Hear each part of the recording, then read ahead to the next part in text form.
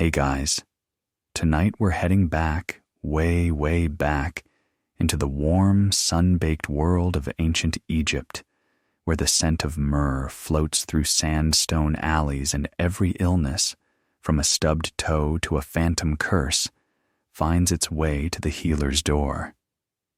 You're lying on a woven reed mat inside a small, clay-walled room in Memphis.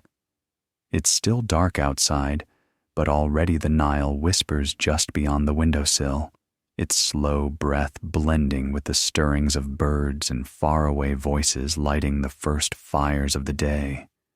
Somewhere close by, a child coughs. Someone else groans in their sleep. And you? You've just been apprenticed to one of the city's most respected medjay-sunu, a doctor, a healer, a whisperer of bones and breath. Sounds like a dream, right? Except there's no soap, no anesthesia, and the sterilization process involves a lot more incense than science. One wrong stitch and, well, let's just say you probably won't survive this apprenticeship with all your fingers intact. So, before you get comfortable, take a moment to like the video and subscribe, but only if you genuinely enjoy what I do here.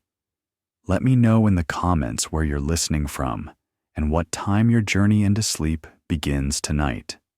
Now, dim the lights, maybe turn on a fan for that soft background hum, and let's ease into tonight's journey together. You wake to the smell of boiled dates and fresh river silt. It's still twilight, that pale in-between hour where the stars haven't yet gone home, and the sun hasn't quite arrived to reclaim its kingdom. The mat beneath you is scratchy, your cotton tunic a little damp with dew, and somewhere overhead, a mosquito considers your earlobe before moving on. A quiet knock. 2 fingers tap the wooden door frame. You sit up fast, almost too fast. A girl no older than 10 ducks into the room, clutching a folded linen shift. The master is already up, she whispers. He says to bring water and to wash your hands before touching the bowls this time. She places the shift on a stool and vanishes. You stand. Your knees creak like a clay jar's neck. Yesterday was a long one. 2 broken fingers, a crying toddler with a fever, and someone's grandmother who insisted the gods had stolen her breath because she spilled lentils on a Tuesday. Still, you smile. You've never felt more useful in your life. Outside, the sky is turning lavender. The scent of fig smoke drifts from rooftop chimneys. You slip on the linen, tie your sash, and step into the day barefoot. The earth beneath your feet is still cool, packed smooth from centuries of sandals and floods. The healing house isn't far, just past the goat pens and a baker's yard where men slap wet dough onto the sides of black ovens. When you enter, the room is already warm with body heat and bitter herbs. Your master stands hunched over a clay tray, grinding dried garlic with a pestle made of black basalt. His long beard is tucked into a loop of linen. His eyes are like river stones, calm, unreadable. He doesn't look up as he speaks. Boil water, 2 pots, one with salt, one with vinegar. You'll clean the burn. You blink. Burn? He gestures with his elbow, and that's when you see him, a teenage boy, maybe 15, hunched in the corner with his tunic lifted to reveal a patch of raw red skin along his ribs. It looks angry, swollen, oozing slightly. He fell into the cook fire, the boy's mother says from the bench. She keeps her eyes on the floor, didn't want to say anything. Too proud. Your master grunts. Pride doesn't heal wounds. Then, to you. Go. Salt first. Then rinse with vinegar. Then the ointment. The salt stings, of course. The boy bites his lips so hard it goes white. You murmur something about breath and courage while dabbing the edge with a strip of linen.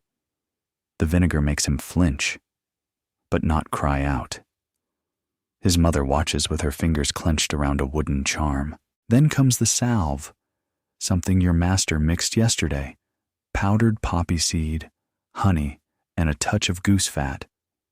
You smooth it over the burn like warm wax, then wrap the linen tight but not suffocating. Well enough, your master mutters. You'll check it again tomorrow. The boy nods once, then twice, then throws up into a jar. Later, while scrubbing the bowls in a basin of rose water and ashes, you overhear your master talking to a tradesman with a bloated ankle.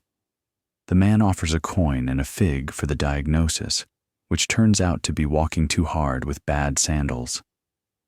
The solution? Crushed onion poultice and a change of footwear. You pretend not to laugh. You stay busy. The morning is a stream of cracked lips, insect bites, and someone with a demon in the belly. Probably just bad beer. You hand out chewed licorice root, rub sore shoulders with oil of coriander, and even try your hand at pulling a thorn from a farmer's heel. He winces once, thanks you with a kiss to your wrist, and limps off humming. Around midday, you finally get to eat. A bowl of lentils, flatbread, and a date. The bread is rough, but warm. The date is sticky and sweet.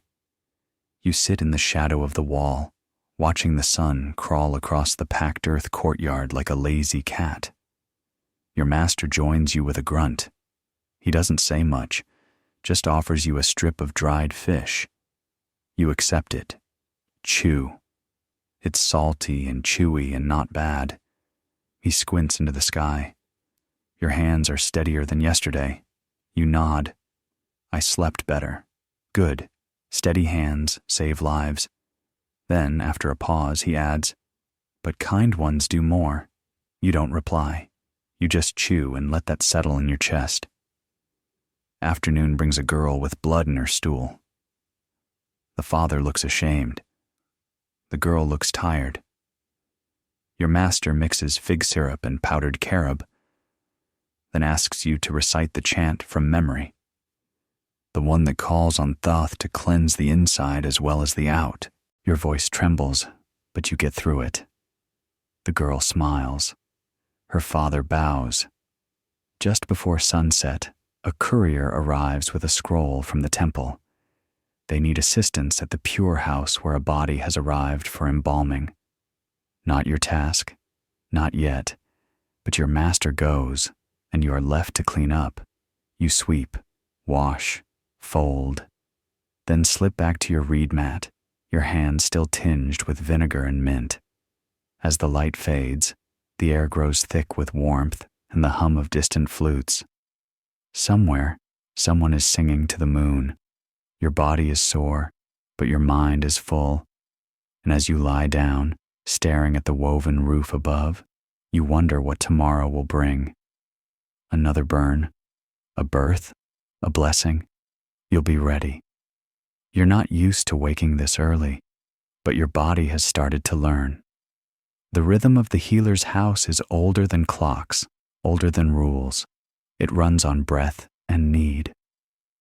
You sit up with a yawn, your back stiff, the thin reed mat leaving its crisscross imprint on your shoulder. Outside, someone strikes a pot to clear out last night's spirits, or maybe just to chase off a goat. Either way, it works. You stretch your arms slowly. Yesterday still lingers in your muscles. The boy's burned ribs, the salve that stuck to your fingers long after you washed, the words your master said at lunch. Steady hands save lives, but kind ones do more. You didn't expect to remember that. And yet, you do. A girl, probably no older than 10, pokes her head through the door. You remember her from yesterday, the linen shift courier. She holds a bowl of fresh mint leaves and something green entangled in her other hand. They says to chew this, she says in a sing-song voice.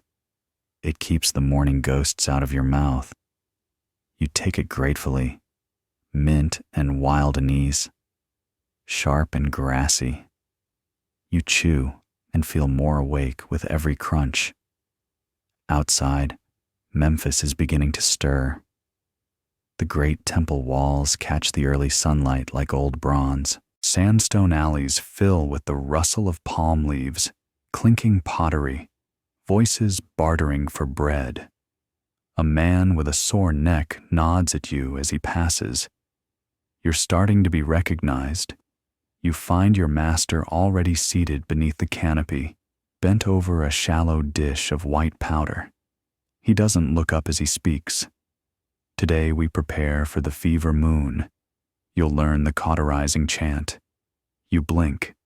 Cauterizing? He points to a small brazier at his side. On it rests a narrow bronze blade, already glowing faintly orange at the tip. You swallow. But first, there's an old woman from the Reed district, brought in just after dawn.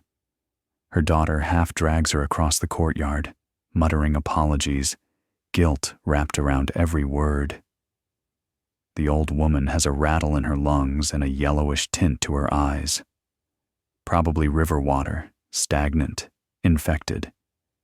Your master sends you for vinegar and ground fig leaves. He adds garlic and honey, then folds the paste into linen and instructs you to place it beneath her tongue. She resists at first, batting your hands away, whispering that her breath is cursed by Set. Your master raises an eyebrow but says nothing. You crouch beside her, quieter this time. You hold her hand. The skin is soft but hot. Too hot. Not cursed, you murmur. Just tired. This time, she lets you try again. The morning goes by in a blur of sharp smells. Cumin, crushed resin, sweat. You help a baker's apprentice with an infected fingernail, his hand swollen and trembling. Your master carefully lances the nail with a copper stylus, then instructs you to wash it with warm beer. You hesitate, but he nods. It purifies better than Nile water, he says, especially the cheap stuff. You pour. The boy winces, then giggles because it tickles. His mother thanks you with a handful of barley and a dried apricot. By midday, the sun hammers down. You drink water flavored with citrus rinds and sit beneath the date tree in the courtyard, watching a cat bat at a lizard on the wall. Your master joins you, munching on salted radish slices, a rare indulgence. We'll have a visitor soon, he says between bites. From the temple. They bring a boy with trembling limbs. Epilepsy? You ask. He shrugs. They say it's Amun's anger, but you and I know better. You nod slowly. You've read about such cases on temple scrolls, fits, shaking, sometimes frothing at the mouth. Often met with fear, or worse, abandonment.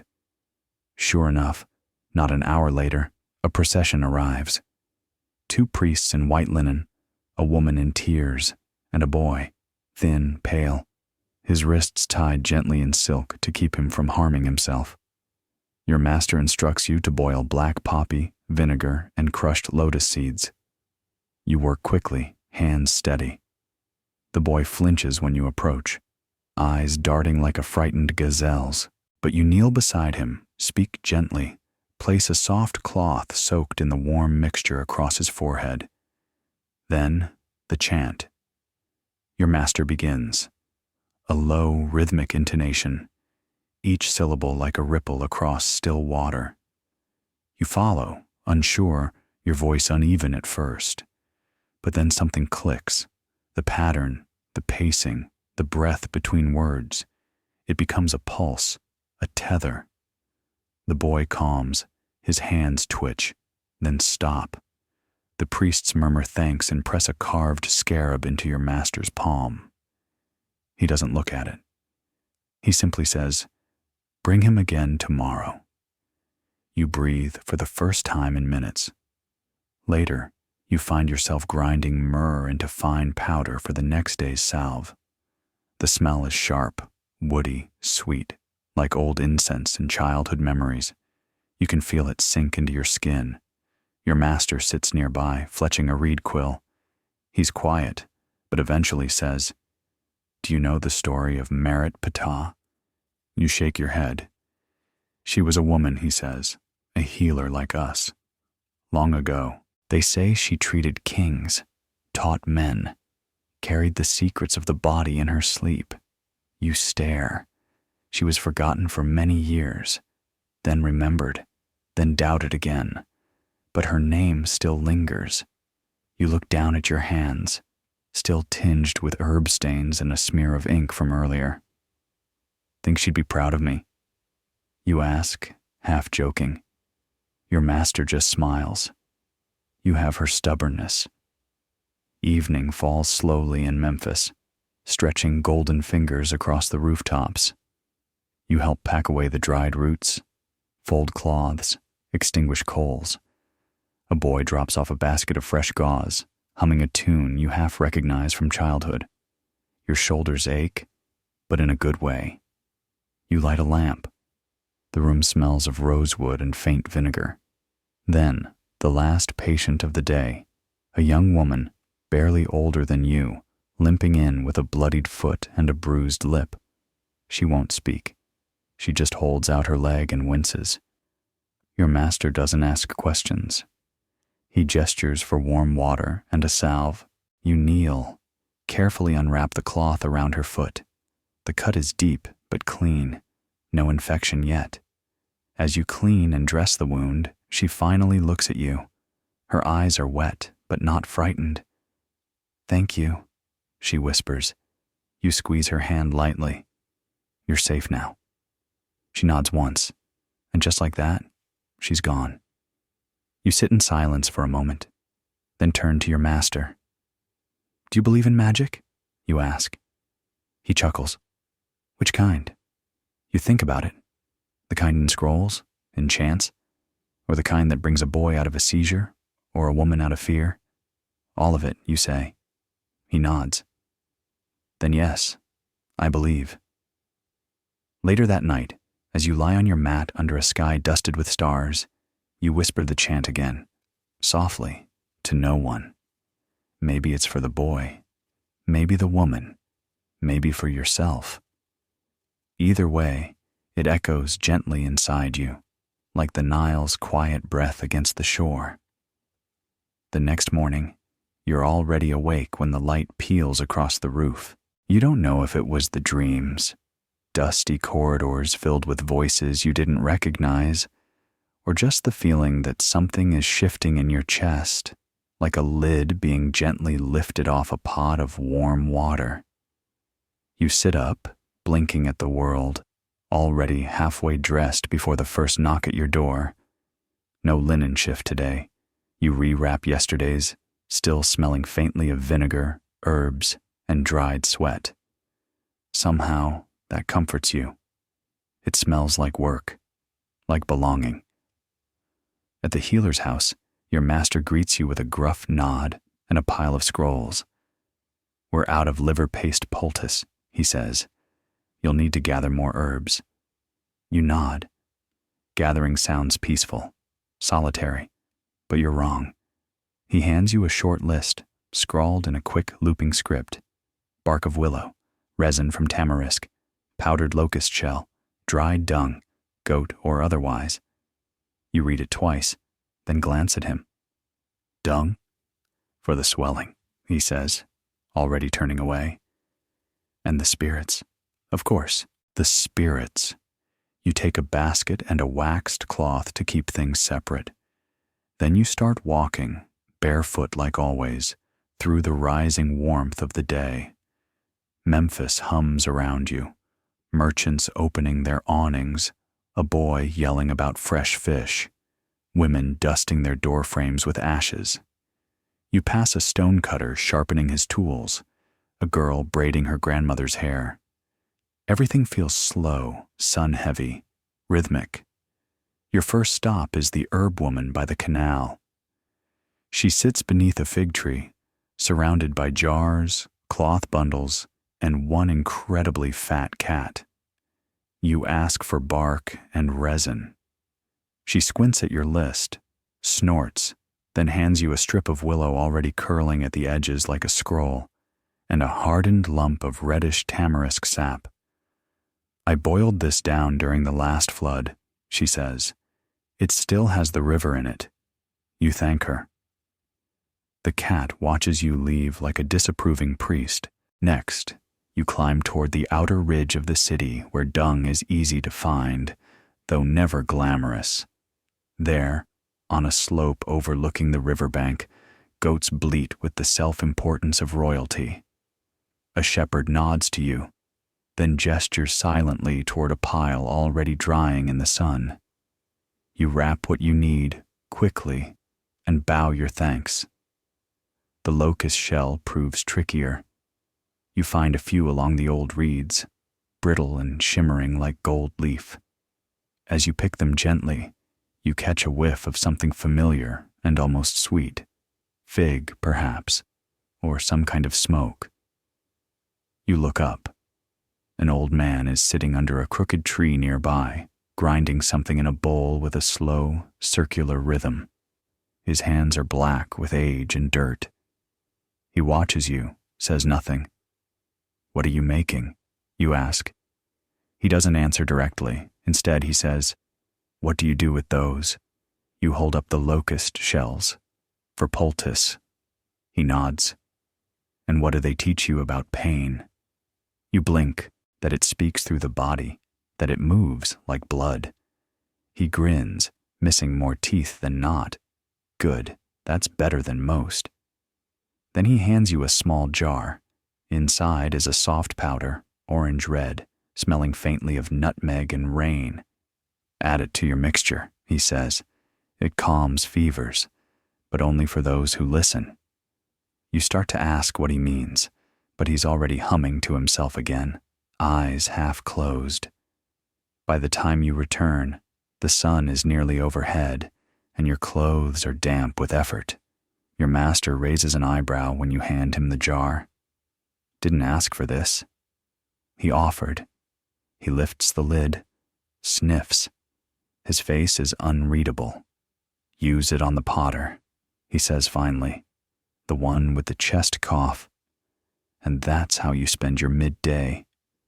Mashing, blending, grinding the mixture into a thick, warm paste, and applying it to the potter's chest as he wheezes on the floor mat. He smells of clay and fire. You remember seeing his wares once in the temple market. Jugs shaped like lotus buds, bowls with fish etched into their bellies. He grips your wrist as you finish and murmurs, Don't tell my wife I came here. She says the gods are punishing me. You smile gently. The gods are busy. This is just life. After he leaves, you return to the back room to wash up. There, stored in ceramic jars, are all the other strange ingredients you've come to accept without blinking. Bee larvae and honey, dried frog skin, feathers soaked in wine. You catch your reflection briefly in the copper basin, blurred, warped, but enough to see how tired your eyes look. And yet, you don't want to stop. You ask your master why willow bark helps fever. He replies, Because it listens. You frown. Trees listen? They grow toward pain, he says, toward water, toward heat. They know what to heal. You consider that. You think of how your own body now reaches instinctively for what it needs, water, rest, shade. Maybe that's healing too. Later that afternoon, a merchant stumbles in, dragging his teenage son by the arm. The boy is flushed, shivering, clearly feverish. The man smells like saffron and camel sweat. I gave him the priest's tonic, he says, clearly frustrated. It only made it worse. Your master listens, says nothing. He crouches beside the boy and lifts his eyelid gently. Too much garlic, he mutters. Then louder, bring the cold cloth. And the fever salve. You do. Carefully you dab the boy's temples, his chest, the soft curve beneath his jaw. You add the old man's red powder to the salve, just a pinch. The smell is soothing, something between cinnamon and earth after rain. The boy's breathing evens. His father slumps with relief. Will he live? Your master shrugs. Depends. On what? On whether he lets go of the poison. You stay with the boy until dusk, watching the fever sweat cool into sleep. You whisper the cleansing chant, not because anyone told you to, but because it feels like the right thing to do. When he finally stirs, eyes half-lidded, he whispers, "Did you make the river stop burning?" You don't know how to answer. So you just smile and say, "Not me, the willow." That night, you and your master sit in the courtyard under a sky streaked with stars and lingering heat. You sip warm beer, eat flatbread dipped in lentil mash, and say nothing for a long time. Then he turns to you and says, "You're starting to hear the plants." You raise an eyebrow. It's not just mixing, not just memorizing. You listen. That's rare. You don't know what to say, so you just nod. He leans back against the wall, arms crossed. Tomorrow we visit the Pure House. You'll not speak, only watch. Your stomach knots a little. The embalming place. You've heard whispers, blood, resin, the scooping of organs, the careful silence. You thought you wouldn't be allowed near it until much later, but here it comes. You look at your hands, cracked and stained with resin. Your nails are still caked in red powder. You take a breath and nod again. And above you, the stars keep humming softly, like a lullaby in a language older than words. The next morning, the air is thick with silence. You wake before the sun, before the birds, before the city itself begins its daily hum. There's a stillness in your chest that isn't sleep, and a pressure behind your ribs that feels oddly like anticipation or dread. Today is the day you step beyond healing. Today you enter the place of death. The Per Nefer, they call it. The House of Beauty, though no one says the name without a pause. It's the embalming house, set apart from the healer's quarters, tucked at the edge of the necropolis, where the soil smells more of resin and salt than of life. Your master says nothing over breakfast, just hands you a cloth-wrapped satchel filled with juniper, tamarisk resin, and linen strips soaked in natron.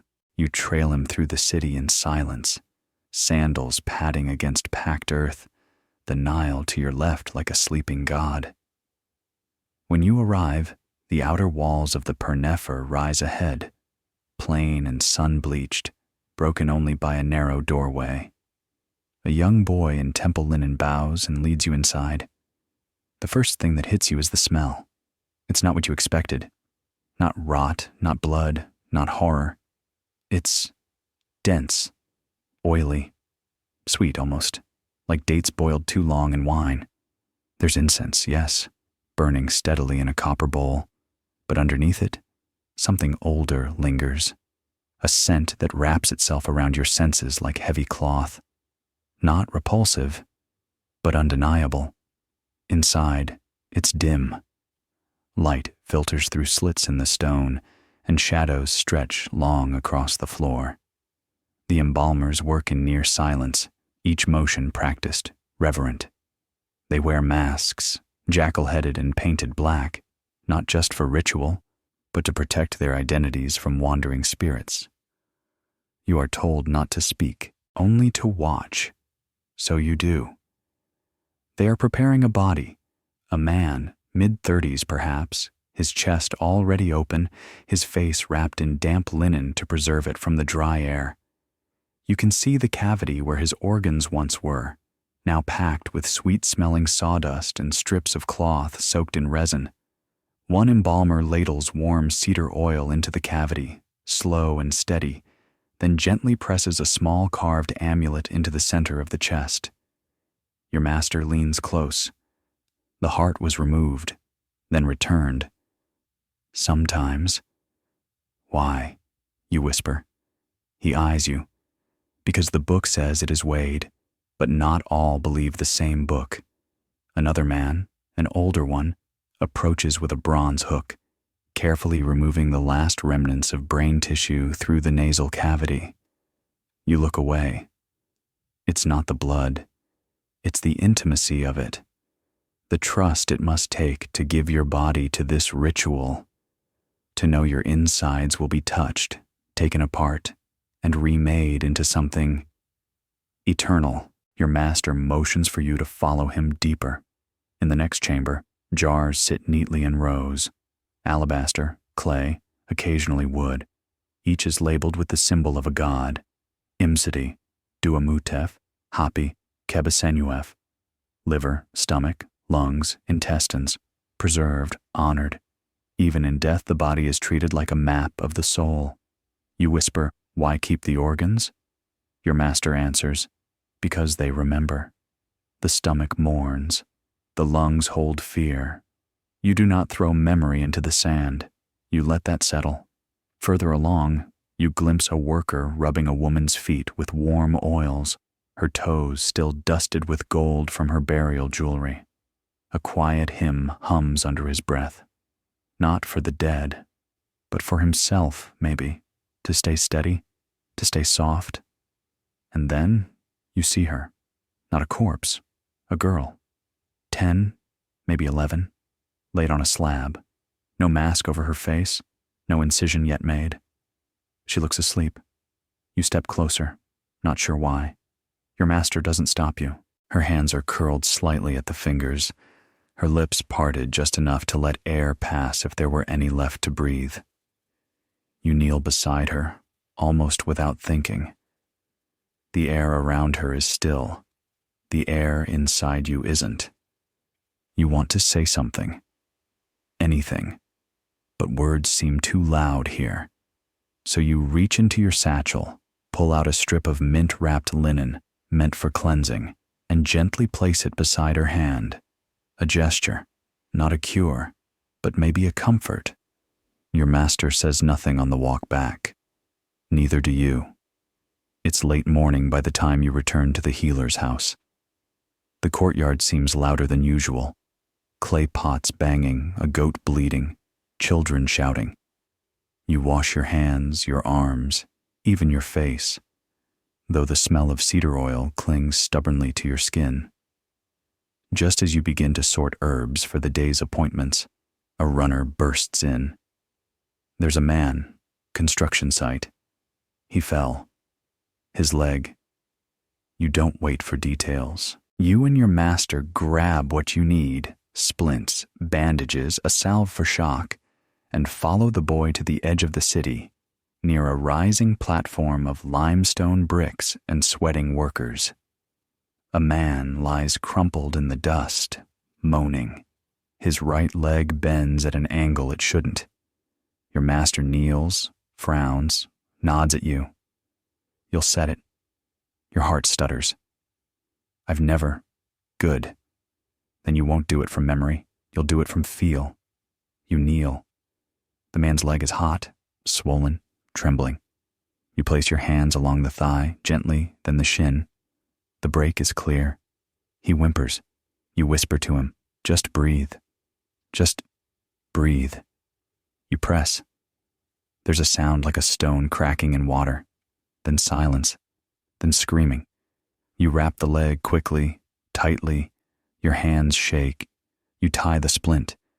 You whisper a prayer to Anubis and to your mother, though neither are likely listening. When it's done, the man is pale, sweating, but conscious. He grips your hand. "You're the mint girl," he says faintly, "the one who gave me fever tea." You blink. You remember him, barely. A cough a week ago fixed with honeyed barley and lemon rind. "You're good," he rasps. You nod, then burst into quiet, ridiculous tears. Your master lets you cry. Only once you're back at the healer's house does he speak. Do you understand now? You wipe your face. Understand what? Why we go to the Per Nefer. You nod slowly. Because the dead teach the living. He pours water into a cup, hands it to you. Exactly. That evening, you clean the tools with vinegar and myrrh. You rewrap the linen strips, replace the jars, restock the resin. Your body aches, but you don't mind. You dream again that night. But this time, the corridors aren't so dark. The voices are clearer. One of them calls your name. And in your dream, you answer. The next morning, your hands still feel the weight of the broken leg, the crack, the pressure, the way the bones shifted beneath your palms like stones in wet sand. It lives somewhere deep in your body now, like a lesson that refuses to be forgotten. But today is quieter. Your master greets you with a nod and a bowl of water infused with hibiscus. A slow day, he says, sipping from a cracked clay cup. So far, you half believe him? There's a soft breeze moving through the healer's house today, bringing in the scent of river silt and distant smoke. A boy from the papyrus quarter has brought his sister in. She has a swollen eye and bruises along her jaw, but neither of them explains why. Your master doesn't ask. He simply grinds a poultice of ground carob and honey, which you apply gently along the edge of her eyelid. She flinches once, then stares at you with one watery eye, not in fear, but curiosity. You offer her a mint sprig. She takes it wordlessly and doesn't let go until they leave. Later, you find yourself organizing jars by color, scent, stickiness. There's something peaceful about it. You label the ones you can identify. Date balm, onion paste, fermented lotus, powdered myrtle. The rest, your master tests with a sharp nose and a thin finger dipped, tasted, then nodded at. It's only when the city bell sounds twice, short, clipped, that he straightens. They're bringing someone, he says, from the upper quarters. You glance at him. A noble. He nods once, a small one.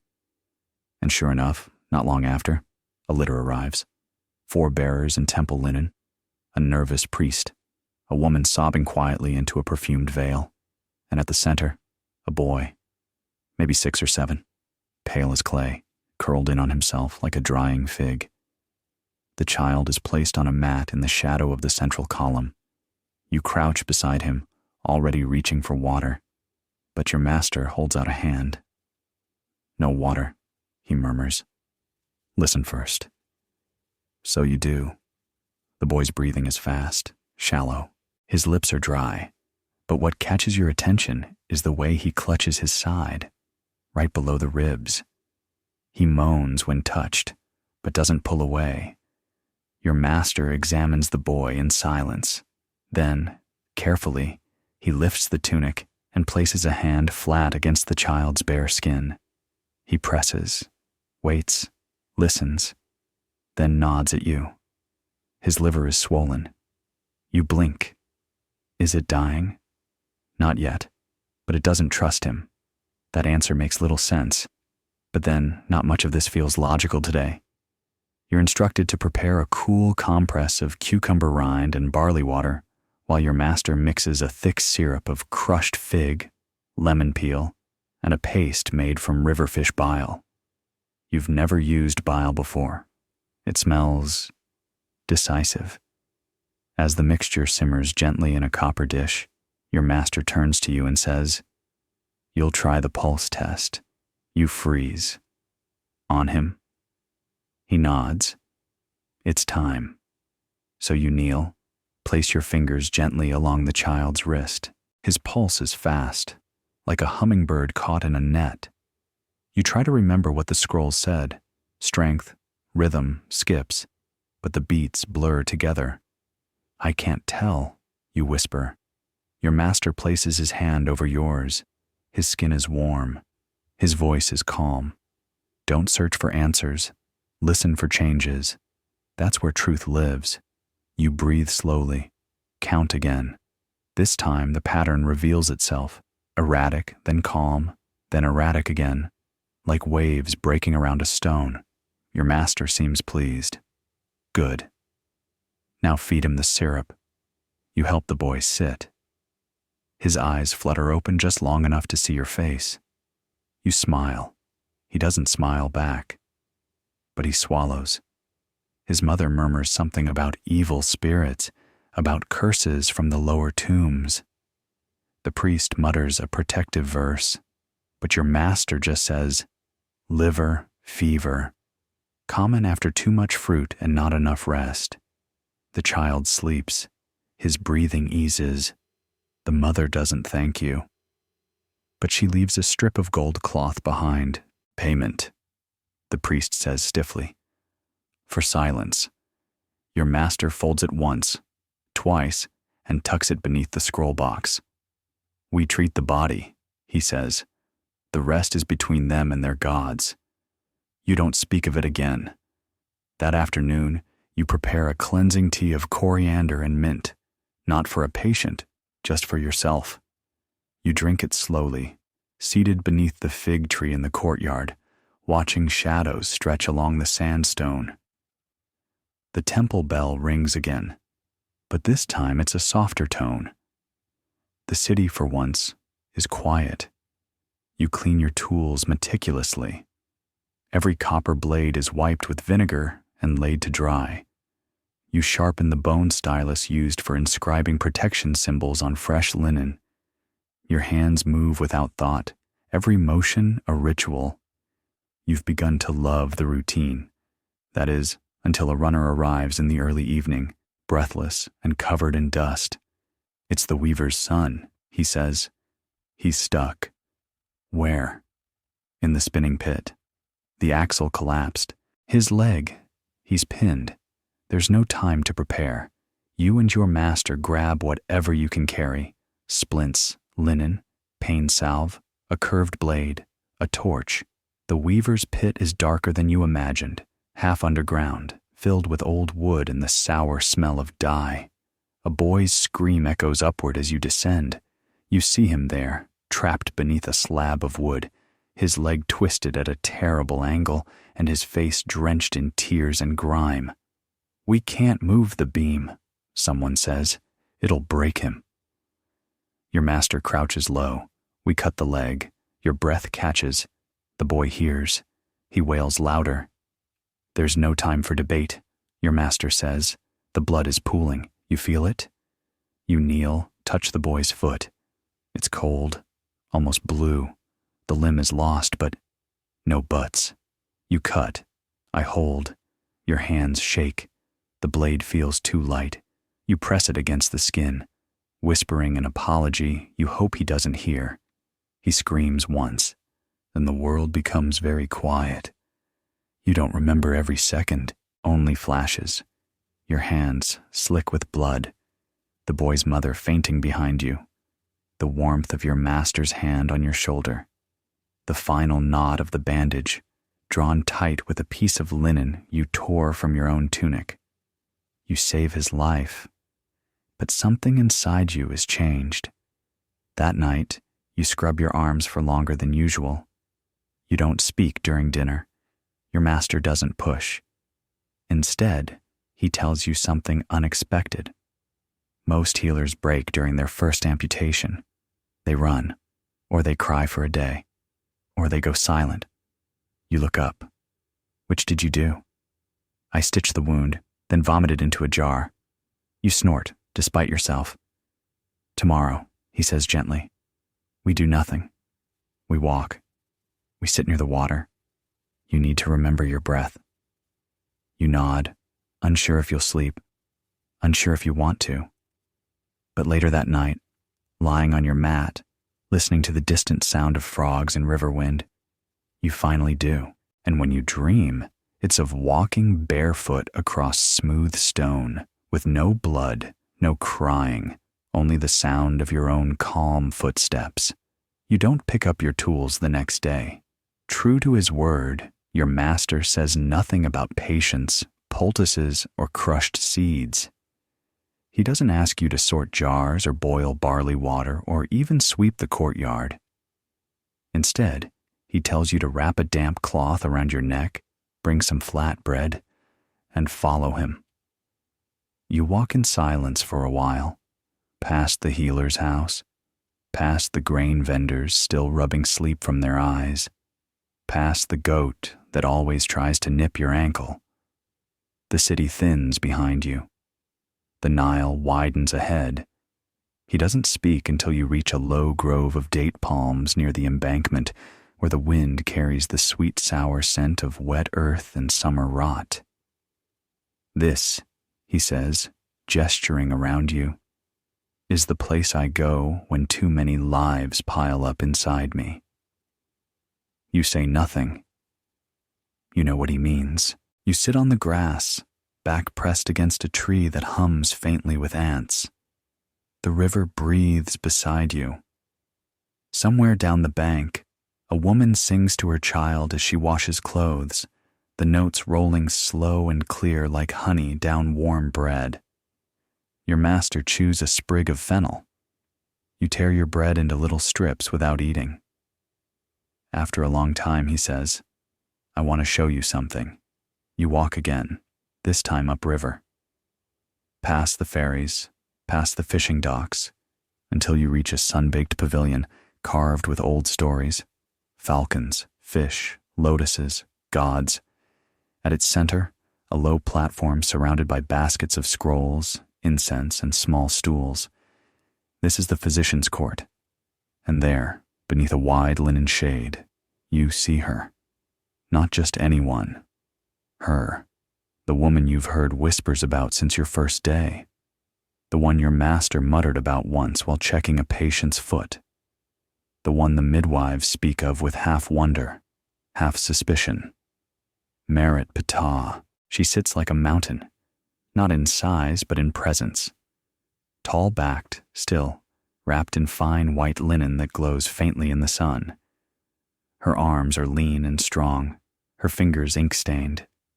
A copper stylus dangles from a thin cord around her neck. She does not look at you, but she says, This is the apprentice? Your master bows slightly. She is. You forget how to breathe for a second. She gestures for you to step closer. You do, feet unsteady. She doesn't smile, doesn't frown, just watches. You lost your first limb, she says. You blink.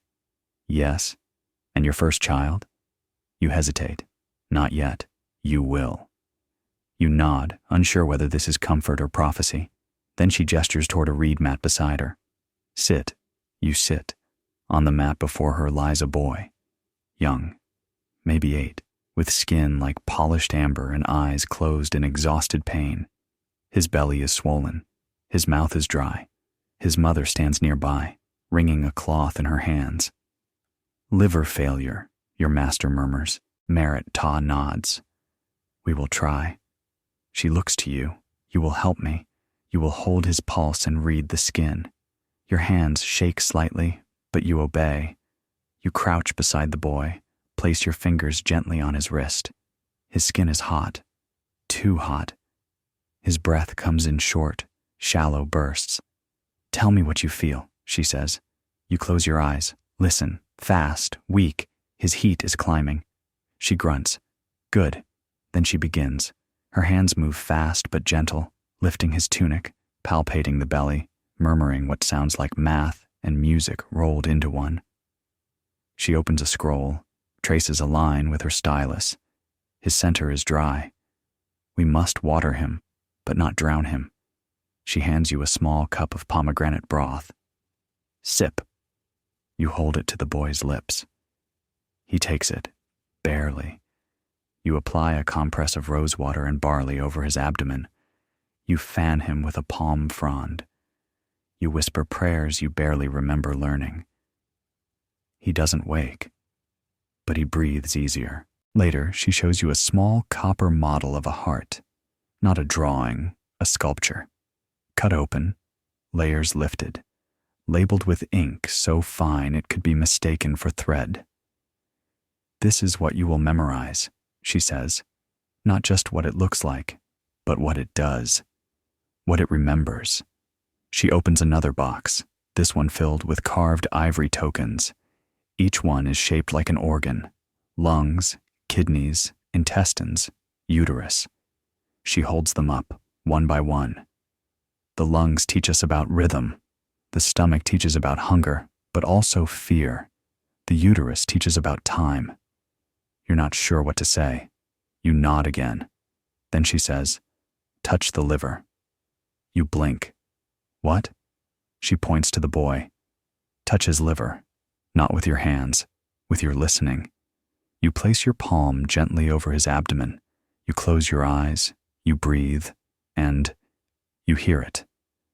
Not sound exactly, but a feeling, a kind of deep complaint, like a drumhead stretched too tight, like something inside him has forgotten how to be soft. You whisper, "It hurts, but it's not dying, it's afraid." She exhales, a rare sound. You have good ears. By evening, the boy has not worsened. That is considered a victory.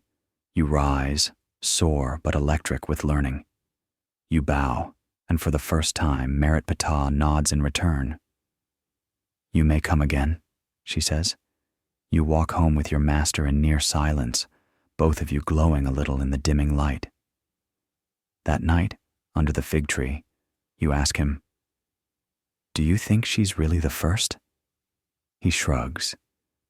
"She's the first they wrote down, but not the first." You smile. You sleep that night without dreams, your brain too full of symbols and shapes and memory organs. And in the early morning, just before the birds begin their song, you whisper the word liver into the dark. It answers with warmth. You're stitching linen when the old woman arrives. It's mid-morning, and you're seated in the shade of the healing house's rear porch, your fingers working through the slow, rhythmic task of threading thin, oiled cord through gauze meant for wound packing. The sun hasn't yet turned vicious, and there's a kind of peace in the repetition. Fold, prick, pull, fold, prick, pull. Then a voice cuts through the air like a reed flute that's been bent with age. "Are you the mint girl?" You look up. She's standing with one foot solid on the stone path, the other twisted at a slight angle, resting on a thick leather sole that's clearly older than you. Her face is a map of soft creases, the color of carved fig wood. Her eyes are sharp, unapologetic. You nod. "That's what some call me." She cocks her head. "Good. I was told you don't waste time talking." Then she drops herself, carefully but unceremoniously, onto a reed mat by your feet. You set the linen aside. "What brings you here?" She taps her wooden foot, the side of which is polished smooth with wear. "This traitor." You kneel beside her, instantly curious. The prosthetic is unlike anything you've seen. Sturdy, molded around what remains of her toes, and attached to the ankle with leather bindings worn soft by decades of sun and sweat. It doesn't stink, it doesn't rattle, it works. "I walk to the market," she says, "and back. That's all. But the bone aches lately. Something in the air, maybe. Something in the ghosts." You gently unstrap the bindings. Beneath, the skin is dry, ridged with old scars. You touch lightly along the edge of the stump, feeling for heat or swelling. She winces but doesn't move. "It's not infected," you say. "Just irritated. Probably friction." "I've had this leg longer than I've had some husbands," she mutters. "It never used to complain." You smile, tracing the shape of the foot. "Who made this?" She points vaguely toward the west. "A man who built funerary boxes. Said he was tired of making houses for the dead. Wanted to build something for the living." You're impressed. The craftsmanship is intricate. The bottom of the prosthetic is rounded just enough to allow her to roll her stride without limping too severely. There are traces of palm resin along the arch. old repairs, clever ones. You clean the stump with warm cloths steeped in thyme and lemon balm. You crush soft poppy seeds into a paste and smear it along the sore spots. You rub myrrh oil into the binding straps.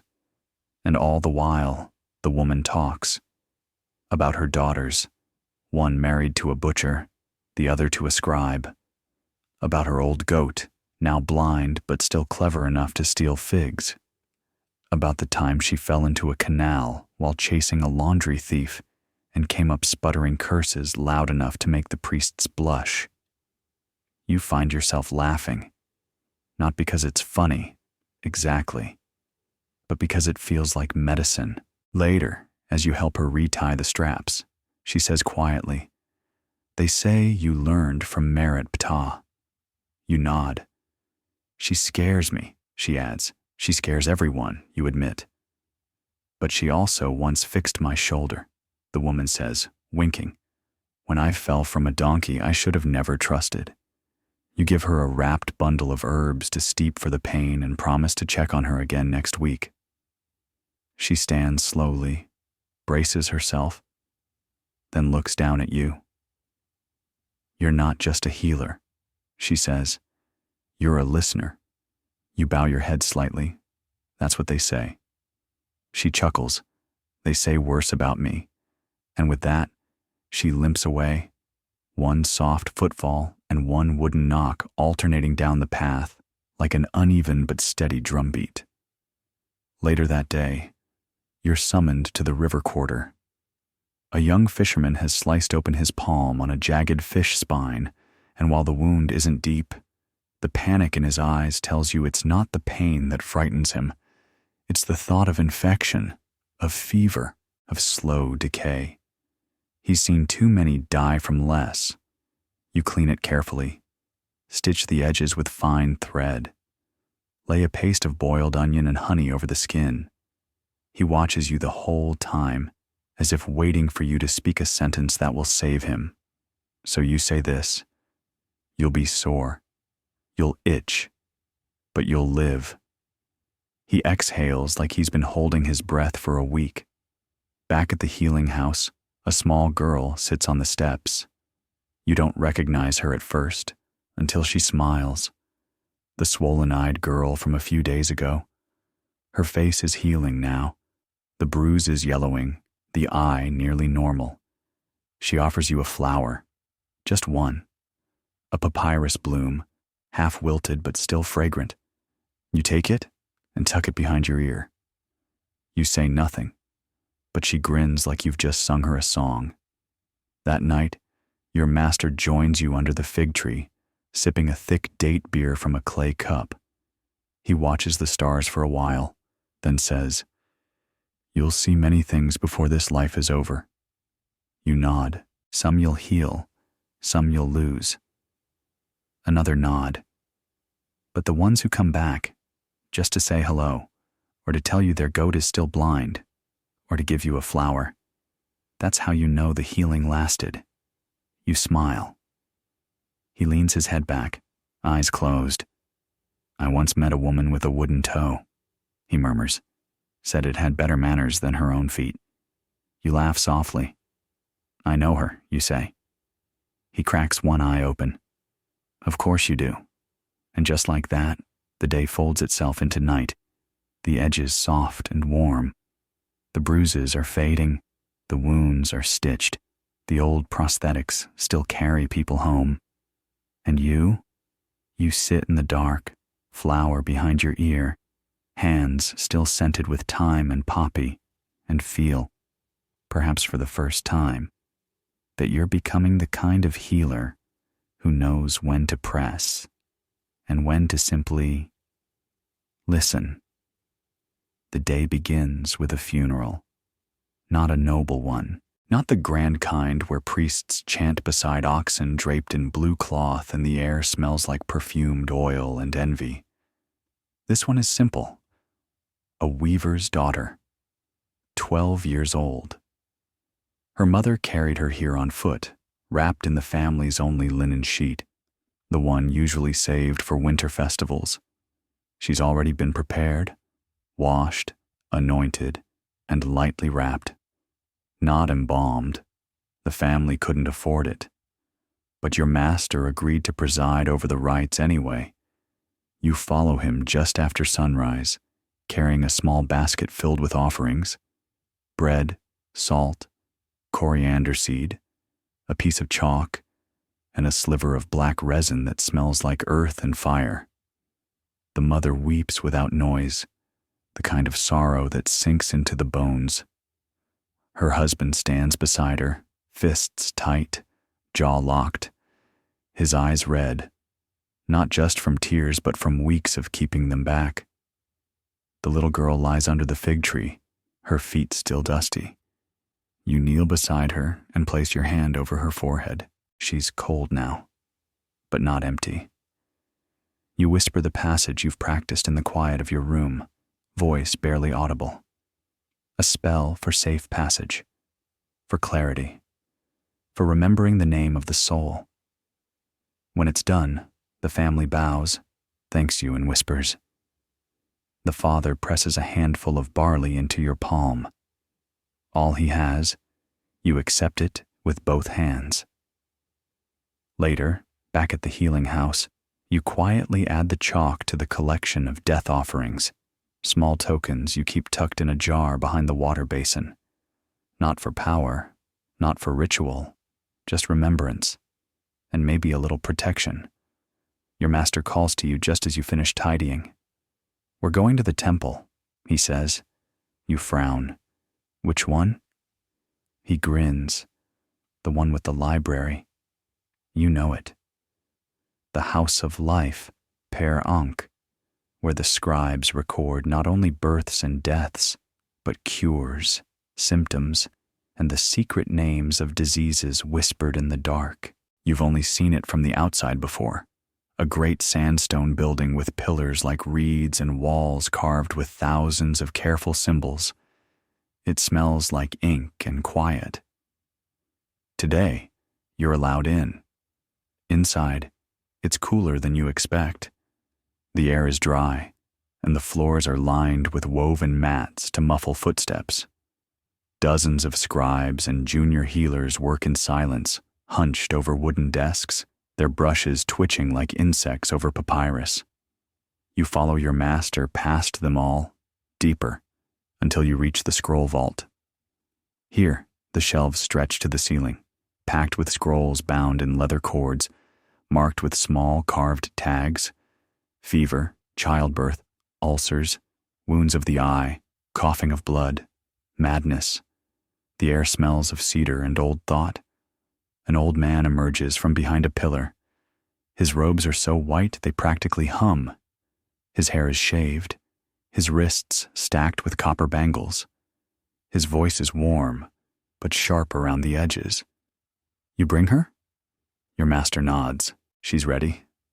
I'll be the judge of that." You try not to shrink as the man steps toward you, eyes scanning you top to toe like a physician reading a dream. "What is the cure for cough with blood?" You swallow. Barley syrup mixed with crushed date, pounded garlic, and boiled myrrh. He grunts. "And when that fails, burn goat dung under the bed mat. Inhale the smoke. If blood thickens, move to honey poultice and prayer to Sekhmet." He raises an eyebrow. "You're not afraid of fire, then?" "Only when it's not in my control." He grins. Then he leads you to a scroll set apart from the rest, thicker than most, with a black cord and a seal in the shape of a serpent eating its own tail. "Read this," he says. Not aloud. Let it echo inside. You open the scroll with care. The script is old, not just hieroglyphs, but something denser, more sacred. A mix of phonetics, metaphors, coded instructions. You find yourself translating by feel more than by sight. "When the spirit sinks into the bones and will not rise," you whisper, "do not speak of demons. Speak of sorrow. Offer bread. Offer silence. Do not promise light." You look up. "This is not medicine." The old man nods. "It is." just not the kind you've held before. You read more. The scroll is filled with remedies for things that don't bleed or swell or burn. Sickness of the heart, emptiness in the belly not caused by hunger, women who stop speaking, men who fear water, children who forget their names. You ask, why is this hidden? He says, because it heals the parts we can't measure. He gives you a copy, a rare gift. You bow deeply. On the way home, you ask your master why he brought you there today. Because yesterday you stitched skin, he says. Today, you start stitching the invisible. That evening, a girl arrives just before the sun sets. Her hair is matted. Her wrists are scratched. She doesn't speak. You guide her gently to a bench. You offer water. She doesn't drink. You offer food. She turns away. So you sit beside her. Say nothing. Just breathe. Just wait. Eventually, she glances sideways at you, and in a voice like crumbling papyrus, she whispers, "They locked me in the grain room." You say nothing. She swallows. "I was gone a long time." You nod. She leans her head on your shoulder, and you understand what the scroll meant. That night, before sleep, you whisper a thank you to the darkness, not for answers, but for the chance to witness. It's your final morning as an apprentice. You don't realize it at first. There's no announcement, no drumbeat or scroll, no formal nod from your master, just a certain quietness in the air, a softness in how the sunlight touches the courtyard, a stillness in the way you wrap your own tools without being asked. You've begun waking earlier than the birds. You no longer flinch at blood or hesitate when someone screams. You measure herbs by weight in your palm now, not by guesswork. You've stopped holding your breath when you listen to a pulse. You're no longer pretending. You're healing. There's a knock at the gate just as the sky turns gold. A farmer's wife, barefoot and cradling a baby wrapped in palm fibers. The child has fever in his cheeks and a whimper in his chest like an old cat. You examine him, quietly, efficiently. The breath is steady. The pulse is quick, but not alarming. A bitter root syrup and a day of sleep will turn the tide. The mother thanks you with a small fish, dried and salted. You accept it with both hands. Later, a merchant's daughter arrives with a rash across her arms. Then an old scribe with sore knees. Then a priest with a tooth loose in his jaw. Each time, you treat, reassure, bandage, blend.